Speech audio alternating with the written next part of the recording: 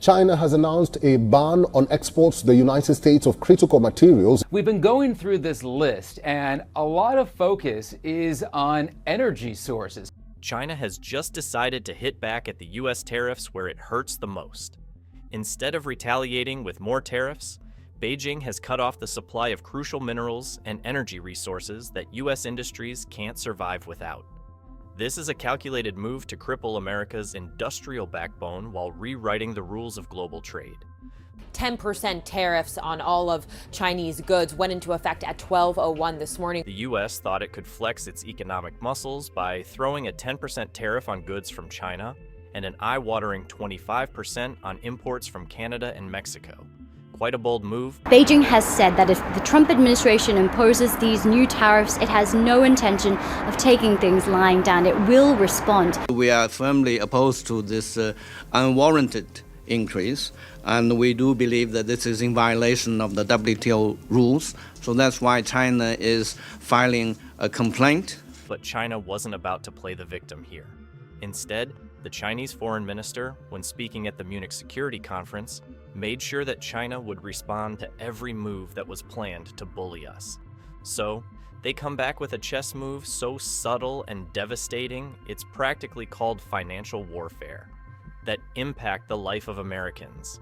And let me tell you, this move is a sucker punch to the American economy. Beijing slaps a U.S. export ban on raw materials critical for battery making and semiconductors in retaliation for the latest crackdown by Washington on China's chip industry. To start off, let's talk rare earth metals for a second. These aren't rocks pulled out of the ground. Instead, these metals are the MPVS of modern tech. We're talking smartphones, electric cars, fighter jets, basically, everything that keeps the world spinning. And guess who's holding 80% of the global supply? Yep, China. This isn't your average monopoly. It's a full-on stranglehold. And Beijing decided to weaponize it in the most ruthless way possible. For context, China supplies 48% of the world's antimony and dominates the global supply chain for gallium and germanium. By restricting rare earth exports, China hit the U.S. where it hurts most, its industries. Electronics, defense systems, renewable energy sectors are all in a panic.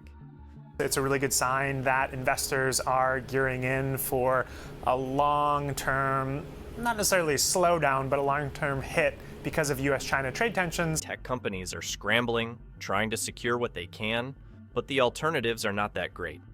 Sure, the U.S. and Australia have reserves, but mining them isn't like flipping a switch. It's slow, expensive, and about as practical as trying to put out a forest fire with a garden hose. I'm afraid for both sides, for my workers, for the workers in the United States, but it's devastating. It'll devastate us, and it'll impact quickly. If rare earths are the lifeblood of tech, the automotive industry is the heart of North America's economy. And right now, it's bleeding. The U.S. tariffs on Canada and Mexico are tearing apart decades of carefully built collaboration. It's 25% without exceptions or exemptions, and that's all countries, no matter where it comes from, all countries. If made in the United States, however, United States of America, there is no tariff, zero. According to CBC News, tariffs on steel and aluminum will result in increasing car prices, with estimates suggesting an additional $3,000 per vehicle. For electric vehicles, the dream of affordability is slipping further away. For U.S. automakers, the fallout is brutal. He does this as an opening salvo to try and put in place better trade agreements in many cases. What is supposed to be the move to strengthen the economy has turned the opposite. To cope with rising costs, companies are laying off workers, cutting corners, or worse, shutting down factories entirely. This ripple effect hits local economies, workers, and consumers alike. And as China consolidates its position as a global EV powerhouse, the US is left grappling with a self-inflicted wound, one that might take years to heal. When it comes to semiconductors and microchips, these tiny yet critical components are at the heart of the modern economy. But with the US imposing a 50% tariff on imported chips, the costs of consumer tech Cars, and even essential appliances are skyrocketing. China has announced a ban on exports to the United States of critical materials, including gallium, germanium, and antimony. China's response is swift and calculated. Beijing has effectively delayed U.S. manufacturing timelines by imposing export restrictions on rare chip-making materials like polysilicon and gallium.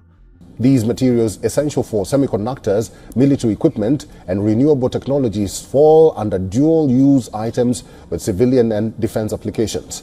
These supply chains are breaking down, leaving U.S. companies scrambling to meet demand.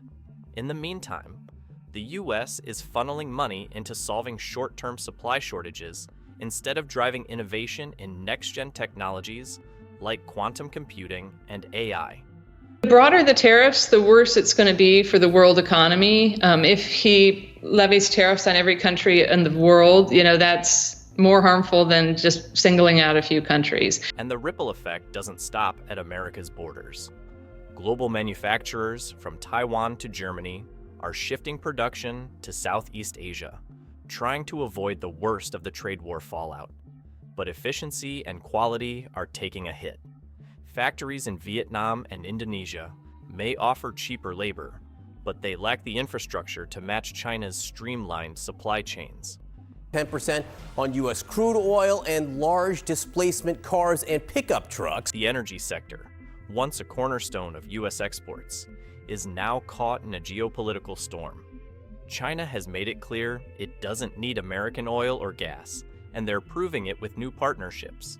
Since early 2025, Beijing has solidified long-term energy contracts with Russia and the Middle East, effectively cutting out U.S. exporters. These multi-year agreements are designed to shift the energy axis away from Washington permanently. We could be on the verge of the first shots being fired in what would be a trade war in North America. In the trade war's high-stakes game, the U.S. is risking lives.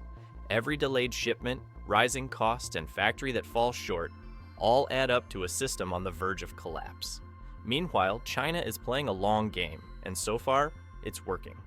China's financial warfare? It's the economic equivalent of pulling the rug out from under someone, except the rug is $1 trillion U.S. Treasury bond, and the fall could break a country's financial backbone. Subtle, yet powerful, China has quietly been trimming its purchase of U.S. Treasury bonds. When China buys fewer bonds, the U.S. government faces higher borrowing costs. Stock futures dipping lower once again, this time after China hit back at the U.S. with retaliatory tariffs. Beijing doing this in response, of course, to President Trump's 10% tariff on Chinese imports. And what happens when the U.S. pays more in interest? It trickles down faster than a leaky faucet. Mortgages get pricier, and business loans turn into financial quicksand. It's like an economic domino effect that destabilizes the U.S. financial markets without so much as a finger lifted. It's silent, effective, and absolutely brutal. His success in this of using tariffs to get what he wants is pretty limited. Speaking of trade, China's been out here flexing its diplomatic muscles. They're shaking hands, signing deals, and making the U.S. look like that one kid who didn't get picked for dodgeball. Take the EU, Southeast Asia, and Latin America, for example. China's forming alliances with these regions like it's collecting infinity stones. The U.S. nowhere to be found. U.S. President Donald Trump has signed tariffs on imports from Canada, Mexico, and China, America's top trading partners. And then there's the fallout with Canada and Mexico. That decades-old love triangle of trade between the U.S., Canada, and Mexico has ended. Well, thanks to U.S. tariffs, the neighbors aren't exactly feeling neighborly anymore. Canada and Mexico are sliding into China's DMS, signing agreements that sideline the U.S. entirely. Meanwhile, companies are packing their bags and relocating to Vietnam, Indonesia, and even parts of Africa, desperate to avoid the chaos. But here's the catch. Moving supply chains isn't like switching your coffee order. It's expensive, time-consuming, and riddled with inefficiencies. These countries, Canada, Mexico, and the United States, these supply chains that have become so integrated, vertebrated, will have a profound impact on inflation on the well-being of US households. There's an estimate that these tariffs, if they remain in place for over a month or so, will start costing each US household $830 in extra taxes. Now, let's talk about the hidden dagger in this whole mess: tariffs. On paper, they sound like a way to make foreign goods more expensive, boosting domestic production. In reality, they're just a stealth tax on consumers. Prices on everything from avocados to iPhones are climbing faster, and the ones feeling it the most are middle and lower income families. And the worst part? The effects aren't just temporary. These price hikes seep into the economy like a slow poison, making it harder for businesses to operate and for families to save. Over time, the damage accumulates. US companies struggle to regain their footing as they're hit from all sides: higher costs, disrupted supply chains, and dwindling market share. And while the US scrambles to contain the damage, China's sitting back, playing the long game, and quietly rewriting the rules of global trade. Stick around to know more details of how China's bold move could impact the US economy. Hit like and subscribe to get more information on this global warfare.